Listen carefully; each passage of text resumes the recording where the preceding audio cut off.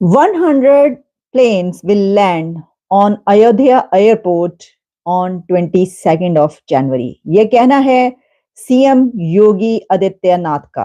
Golden gate लगा दिया गया है राम मंदिर। दोस्तों, भारत के अंदर एक नई तारीख लिखी जा रही है जिसमें भारतीय जनता पार्टी और उसकी जो सारी लीडरशिप है, पर्टिकुलरली आरएसएस चीफ मोहन भगवत जो है, यूपी के जो चीफ मिनिस्टर जो है योगी आदित्यनाथ, उन्होंने तकरीबन 7,000 लोगों को बुलाया है। होटल रूम्स कम पड़ गए हैं। जो होटल्स है वहां पे बुकिंग्स इतनी ज्यादा हो चुकी हैं कि सारे होटल्स भर चुके हैं और अब कमरे कम पड़ रहे हैं।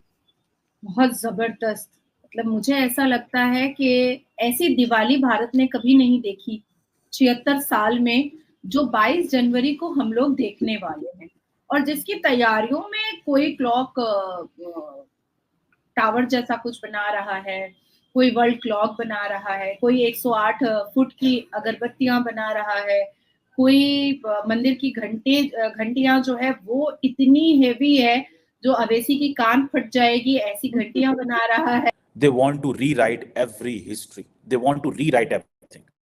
Or they want to give a new face to India.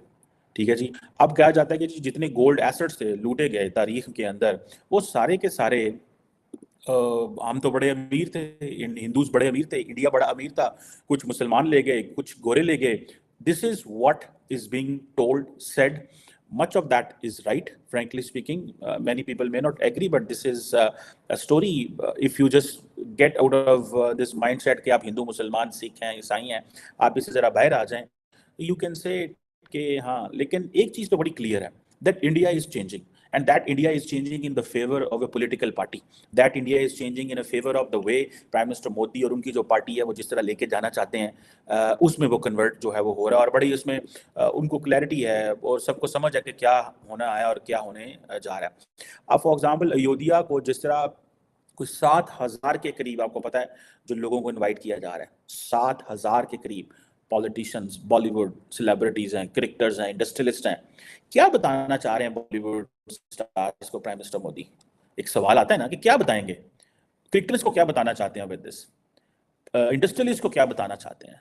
और ये किसको, मतलब ये सारा सेलिब्रिटीज को, पॉलिटिशियंस को क्यों बुलाना चाहते हैं? तो just telling that this is new India, but start living with this.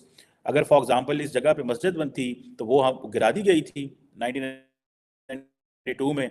अब हमने सुप्रीम कोर्ट से बैटल जीत ली है, अब ये मंदिर बना है।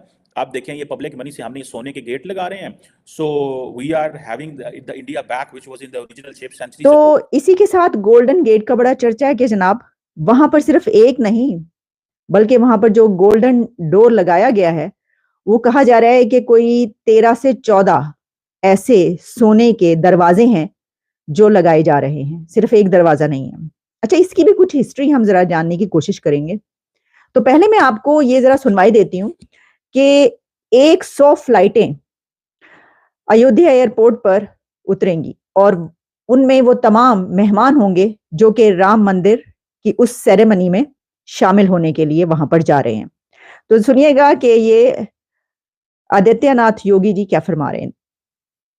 लगभग 100 चार्टर्ड प्लेन लैंड करेंगे और ये अयोध्या के आने वाले पोटेंशियल को भी हम सबको